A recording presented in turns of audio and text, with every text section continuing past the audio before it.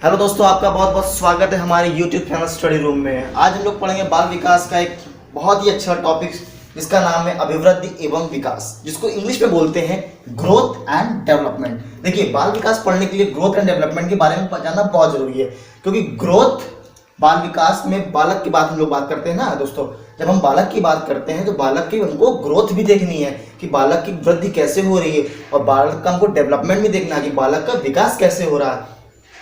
तो ये चीज़ें बाल विकास में जानना बहुत जरूरी है, क्योंकि बाल विकास में बालक की कई सारी अवस्थाएं हैं। अवस्थाओं में जैसे आप जानते होंगे, परिचित होंगे भी, नहीं परिचित होंगे तो आगे चल के आपको बताएंगे, जैसे कि शैशवावस्था है, बाल्यावस्था है, किशोरावस्था है, प्रौढ़ावस्था है। तो उसमें आपको जानना जरूरी है कि ग्रोथ और डेवलपमेंट का क्या असर किस अवस्था में बालक पे पड़ता है। तो इसी में हम लोग पढ़ते हैं अभिवृद्धि और ग्रोथ। अभिवृद्धि का इंग्लिश में नाम होता है ग्रोथ, ठीक है।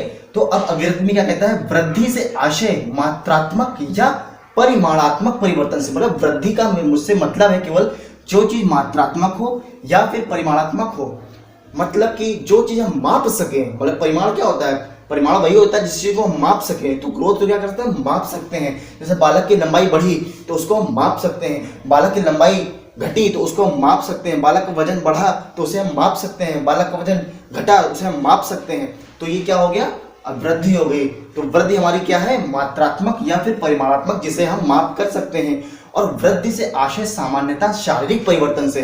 तो वृद्धि से मतलब अगर बाल विकास में वृद्धि की बात करेंगे तो उसका मेन जो मोटो है वो शारीरिक परिवर्तन है, कि मतलब हमें बालक के शारीरिक परिवर्तन में ही पढ़ना है कि बालक का अभिवृद्धि शैशवावस्था में कैसे हो रही, किशोरावस्था में कैसे हो रही, प्रौढ़ावस्था में कैसे हो रही, ये सब आप बात करेंगे शारीरिक परिवर्तन से। और फिर वृद्धि का मापन सही से किया जा सकता है, मतलब वृद्धि को हम माप सकते हैं एकदम सटीक तरीके से। और वृद्धि का अपना अर्थ संकुचित है, मतलब लिमिटेड है। आप जो है वृद्धि को ज्यादा व्यापक रूप से नहीं दे सकते हैं। वृद्धि का बिल्कुल अर्थ एकदम संकुचित है, एकदम सिमटा हुआ है। और वृद्धि क्या होती है, एक समय के बाद रुक जाती है। जैसे बालक का है, अगर उसकी लंबाई 6 फीट हुई तो 6 फीट के बाद उसकी वृद्धि रुक जाती है एक समय के बाद। बालक के 28 दांत निकले तो उसके बाद उस दांत का विकास होना, मतलब अभिवृद्धि ग्रोथ जो है रुक जाती है। तो इस तरह वृद्धि एक समय के बाद रुक जाती है। वृद्धि मतलब लगातार निरंतर जो है नहीं चलती है। तो हम लोगों ने क्या पढ़ा, अभिवृद्धि पढ़ी है। अभिवृद्धि में क्या पढ़ा, अभिवृद्धि से हमारा आशय मात्रात्मक या फिर परिमाणात्मक परिवर्तन से, मतलब कि हम उसको माप सकते हैं। और ग्रोथ क्या है, ग्रोथ हम जो है शारीरिक परिवर्तन में बात करते हैं ग्रोथ में। और उसमें क्या है, वृद्धि का अर्थ आपका संकुचित है, मतलब लिमिटेड है, ज्यादा व्यापक अर्थ नहीं है उसका। और वृद्धि एक समय के बाद रुक जाती है। मेरे प्रिय दोस्तों, अब बात करते हैं अभिवृद्धि में अधिगम एवं वातावरण द्वारा अर्जित गुणों का स्थान ना के बराबर होता है। कहने का मतलब हुआ, अभिवृद्धि में जो आपका वातावरण है और जो आप लर्न करते हैं समय समय पे, उस पे कोई भी स्थान नहीं है। कहने का मतलब हुआ, आपकी जो अभिवृद्धि है उससे जो है आपका ना वातावरण फर्क डालता है ना अधिगम फर्क डालता है। मतलब अभिवृद्धि अपने आप स्वतः होती रहती है, उसमें जो है ना अधिगम का कोई रोल है ना ही आपका वातावरण का कोई रोल है।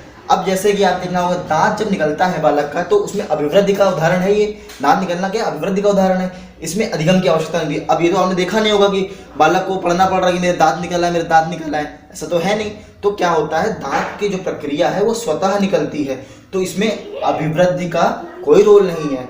तो आप समझ गए क्लियर कि अभिवृद्धि अपने आप होती है, इसमें ना आपका अधिगम की जरूरत है ना ही वातावरण की जरूरत है। अभिवृद्धि स्वतः होती है। शारीरिक अभिवृद्धि से मनुष्य की लंबाई बढ़ना है। अब ये थोड़ी नहीं कहेगा मुझे मेरी लंबाई बढ़ जाए, मेरी लंबाई बढ़ जाए, वो तो बॉडी के जो हार्मोन्स है वो अपने आप रिलीज करेंगे ना, तो उससे आपकी क्या लंबाई बढ़ेगी, ठीक है। तो मतलब आपकी जो अभिवृद्धि है उसमें जो है आपका पढ़ाई से और आपके वातावरण से कोई फर्क नहीं पड़ता है, उसका स्थान आपका बिल्कुल जीरो रहता है, नगण्य रहता है। जैसे कि आप देखा होगा शिशुओं में दांत निकलता है तो उसमें अभिवृद्धि एक उदाहरण है उसका, लेकिन इसमें अधिगम की बिल्कुल भी आवश्यकता नहीं है, अधिगम की आवश्यकता नहीं है। अब आपको एकदम समझ में आ गया होगा, अभिवृद्धि एक जो है प्रक्रिया है जिसमें जो है ना हमें वातावरण से मतलब है ना ही हमको जो है अधिगम से मतलब है, ये स्वतः होती रहती है। विकास में बहुत डिफरेंस है, वो अभी विकास जब पढ़ाएंगे तो आपको एकदम समझ में आ जाएगा विकास से क्या मतलब है। यहाँ अभिवृद्धि की बात हो रही है, तो अभिवृद्धि में आपका अधिगम और वातावरण द्वारा अर्जित गुणों का स्थान नगण्य रहता है, मतलब इसमें ना आपका वातावरण का कोई रोल रहेगा ना ही अधिगम का रोल रहेगा। अब दोस्तों बात करते हैं विकास। विकास यानी डेवलपमेंट। विकास क्या है, विकास एक ऐसी प्रक्रिया है जो सतत चलती है, मतलब जो निरंतर चलती है, तथा जिसमें गुणात्मक तथा परिमाणात्मक परिवर्तन दोनों सम्मिलित रहते हैं। कहने का मतलब जिसमें गुणों का भी बच्चों में आता है और उसमें परिमाण भी ऐड होते हैं, मतलब जिसे माप सकते हैं, गुण को आप माप नहीं सकते हैं, लेकिन बच्चों में क्या होता है, जैसे बच्चों ने भाषा सीख लिया तो क्या होगा, गुण हो गया उसका, तो क्या हुआ, गुणात्मक तथा परिमाणात्मक। परिमाणात्मक बच्चे का वजन बढ़ा, तो इसमें क्या है, विकास एक ऐसी प्रक्रिया है जिसमें दोनों गुण पाए जाते हैं, गुणात्मक भी और दूसरा आपका परिमाणात्मक भी, दोनों सम्मिलित रहते हैं। जैसे सामयिक नियंत्रण में परिवर्तन, भाषा को सीखना। अब देखा होगा आपने, बालक क्या होता है, सामयिक नियंत्रण में परिवर्तन, मतलब जैसे बालक बड़ा हो जाता है थोड़ा, तो उसमें क्या होता है, उसको सामयिक होते हैं उसके इमोशंस में वो अपने कंट्रोल करता है। जैसे उसको दुख होता है लेकिन दुनिया को दिखाता नहीं है कि मुझे दुख है या कष्ट है, तो ये क्या कर लिया, उसे सामयिक नियंत्रण में परिवर्तन कर लिया उसने। और दूसरा क्या है, भाषा को सीखना। फिर बालक ने क्या किया, भाषा को सीखा, तो ये भी उसका क्या हुआ, डेवलपमेंट हुआ। ये आपके गुणात्मक परिवर्तन हो गए। अब आपका परिमाणात्मक परिवर्तन में क्या होता है, कद बढ़ना, वजन बढ़ना।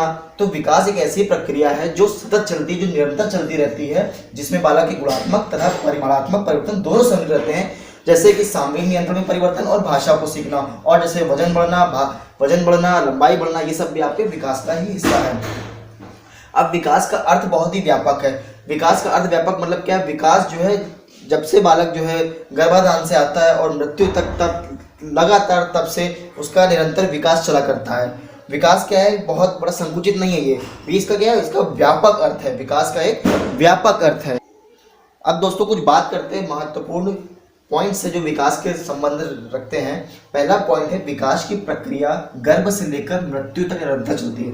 मतलब जैसे ही बालक गर्भ में आ जाता है उसके बाद मृत्यु तक वो कुछ ना कुछ नया सीखता है, और ये इसका जो है निरंतर चलती ही रहती है विकास की प्रक्रिया। तो विकास की प्रक्रिया कभी रुकती नहीं है, कुछ ना कुछ नया सीखना क्या हुआ, बालक के अंदर विकास हो रहा है, उसी को बालक सीख रहा है, उसका विकास हो रहा है। दूसरा पॉइंट है, विकास की प्रक्रिया सिर से पैर की ओर बढ़ती। बहुत इंपॉर्टेंट पॉइंट है, इससे जो है सीटेट ने कई बार क्वेश्चन बनाया है कि विकास की प्रक्रिया कैसे है, तो सिर से पैर की ओर बढ़ती है। और दूसरा क्या है, मानसिक क्षेत्र में ये मूर्त से अमूर्त की ओर है। अब समझते हैं सिर से पैर की ओर क्या है। सिर से पैर की ओर मतलब क्या है, बालक पहले जो है अपने सर को उठाता है। आपने देखा हो नन्हा बालक होता है वो पहले अपना सर उठाता है, सर उठाने के बाद आपने देखा वो बैठना सीखता है, फिर बैठने के सीखने के बाद फिर वो अपने घुटनों से चलता है, घुटने और हाथ में मदद से चलता है, फिर आपने देखा वो पैरों में चलने लगता है। कहने का मतलब हुआ, पहला उसने अपना सर उठाया, सर को उठाया, फिर दूसरे क्रम फिर क्या किया, उसने बैठना सीखा, बैठना सीखने के बाद उसने क्या किया, घुटनों के बाद चलना सीखा। देखिए आप नीचे तक जा रहा ना, घुटने के बाद वो क्या करता है, फिर वो अपने पैरों की मदद से चलना शुरू कर देता है। तो एक पैटर्न से हो रहा है ना, कहाँ से हो रहा है, विकास की प्रक्रिया सिर से पैर की ओर बढ़ती है। फिर क्या है, मानसिक क्षेत्र में वो मूर्त से अमूर्त की ओर बढ़ता है। मतलब मूर्त का मतलब जो देखा जा सके, और अमूर्त का मतलब जो ना देखा जा सके। तो मूर्त क्या, बालक में क्या पहले चीजों को देखता है, उसके बाद उसके अंदर इतनी समझदारी हो जाती है, वो अमूर्त चीजों को समझने लगता है। फिर तीसरा पॉइंट है, विकास का क्षेत्र बहुत ही व्यापक है। व्यापक क्यों है, क्योंकि इसमें परिमाणात्मक भी है, गुणात्मक भी है, और निरंतर चलने वाली प्रक्रिया है विकास, तो इसका क्षेत्र बहुत ही व्यापक है। दोस्तों कुछ इंपॉर्टेंट फैक्ट है जो कि परीक्षा की दृष्टि से बहुत इंपॉर्टेंट है, और ये आपको जानना बहुत ज़रूरी है, क्योंकि ये जानेंगे आप तभी इसके आप क्वेश्चन हल कर पाएंगे पेपर में। क्योंकि इनसे क्वेश्चन आता है कि नैतिक विकास के सिद्धांत के प्रतिपादक कौन थे, मनोलैंगिक विकास के सिद्धांत के प्रतिपादक कौन थे, भाषा विकास के सिद्धांत के कौन प्रतिपादक थे, संज्ञानात्मक विकास का सिद्धांत कौन प्रतिपादक थे, मनोसामाजिक विकास के कौन प्रतिपादक थे। तो इस तरह के क्वेश्चन आपके पेपर में आते ही आते हैं। तो आप नैतिक विकास के सिद्धांत की बात करेंगे तो इसके प्रवर्तक थे, तो इसके थे लॉरेंस कोहलबर्ग।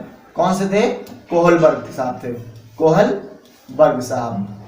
इनके बारे में आपको हम डीप पढ़ाएंगे, एक एक जो है मनोवैज्ञानिक को लेंगे और आपको डीप में पढ़ाएंगे इनके बारे में। अब फिर मनोलैंगिक विकास का सिद्धांत किसने दिया, मनोलैंगिक विकास का सिद्धांत दिया सिगमंड फ्रायड।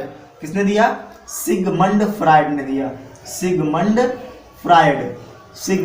फ्रायड। याद कर लीजिए आप, मनोलैंगिक विकास सिद्धांत सिगमंड फ्रायड, नैतिक विकास सिद्धांत कोहलबर्ग। अब आता है भाषा विकास सिद्धांत, तो ये थे इसके चोम्स्की साहब थे, चोम्स्की।